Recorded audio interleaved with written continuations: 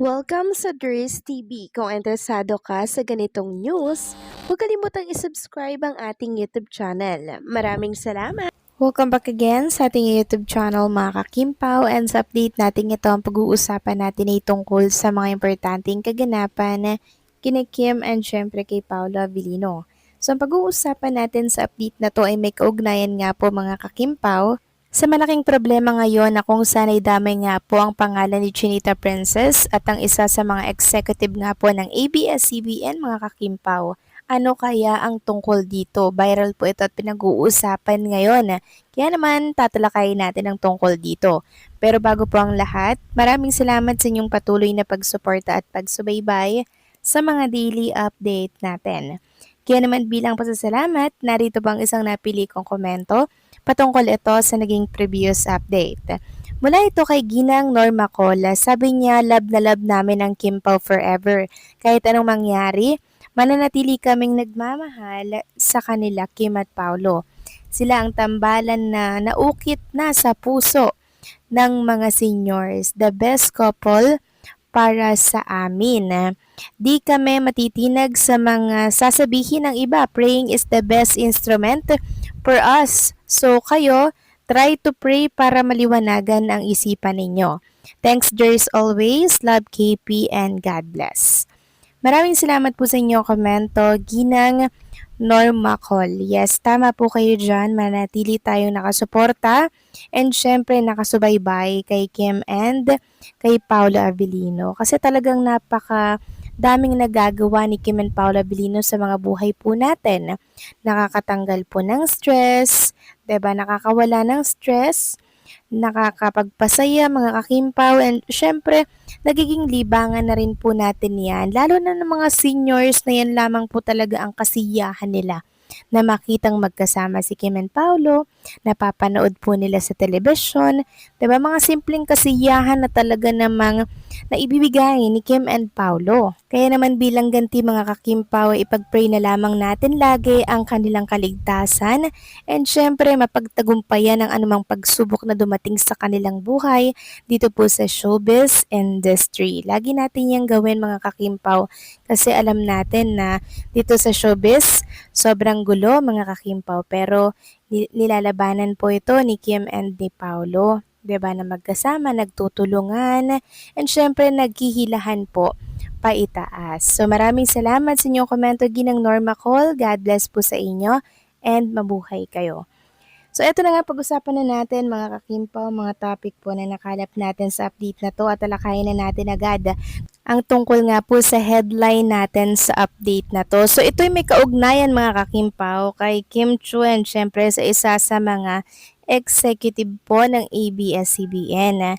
So meron kasing kumakalat ngayon na post na siyang shinare nga po ng ilang mga kapamilya page. So ang original post na to ay mula po sa post ni SGL.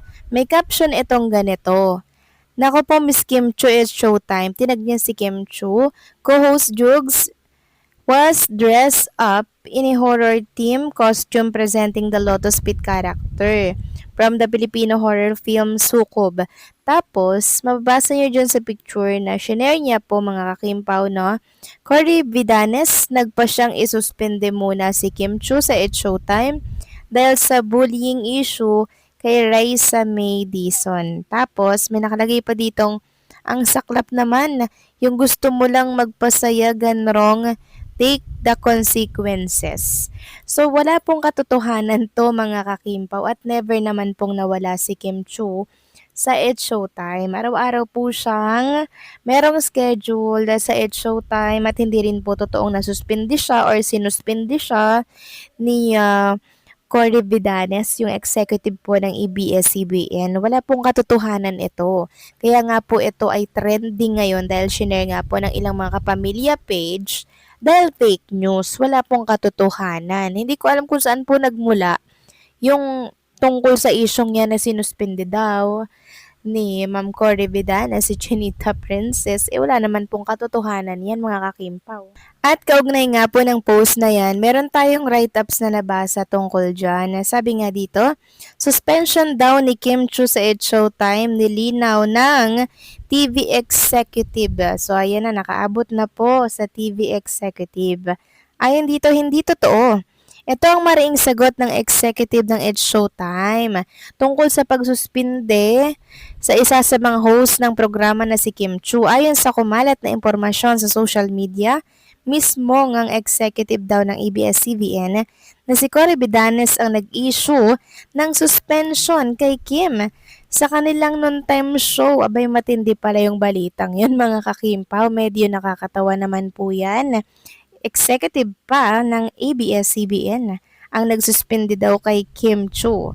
Ayon pa dito, napakaraming showbiz website blogs ang napapanood namin sa YouTube kung saan kinumpirma nilang sinuspindi raw ni Tita Cory si Kim dahil sa sinabi nitong pang-insulto umano nito sa Itbulaga host na si Raisa May Dizon. Pabiro kasing ikinumpara ni Kim si Raisa May sa horror movie character sa Pungsoy na si Lotus Pit na ginaya ng isa pang host ng show na si Jugs. Going back sa napanood naming YouTube vlog, nagkatawa na ng buong studio ng It's Showtime nang ginawa ngang joke ni Kim si Raisa May. Ang punto ng mga nagtanggol sa host ng Itbulaga, mukhang hindi aware si Kim na grabe rin ang pinagdaanan ni Raisa simula noong bata pa siya base sa panayam sa kanya ni Tony Gonzaga Soriano. Ang galing nga ng pagkakatahi ng kwento ng mga uulat sa YT dahil kinausap daw ng management ng EV si Tita Cory tungkol dito at dahil pagkakamali naman talaga ito ng ABS-CBN artist, kaya nag-meeting ang management ng It's Showtime at nagpa siyang suspindihin daw si Kim. Bagamat alam naming hindi ito totoo, ay hiningi pa rin namin ang panig ng isa sa mga bossing ng programa ng ABS-CBN at sinabi nga nitong hindi totoo, Reggie. Hayan sa mga bashers ni Kim, manahimik na kayo at wag na kayong magpakalat ng fake news para lang dumami ang views ninyo. So, ayun po ang katotohanan.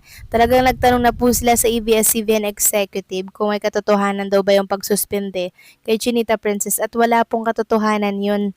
Saan naman kayang vlog ng YouTube po nakuha mga kakimpaw ang tungkol dito? Kasi mukhang parang sure na sure po sila mga kakimpaw na sinuspende daw si Kim Chu. Hindi naman po nawawala yan sa It's Showtime. Araw-araw nga po yung nandyan mga kakimpaw. Mapa-live, mapa-pre-recorded, andyan si Kim Chu at never siyang nawala po nung nakaraang week. 'Di ba mga kakimpaw? Tapos sasabihin sinuspende daw. Naku, ang daming fake news. Kaya piliin po natin mga kakimpaw yung kapanipaniwala at dapat pong pagkatiwalaan. Okay? Maging matalino po tayo.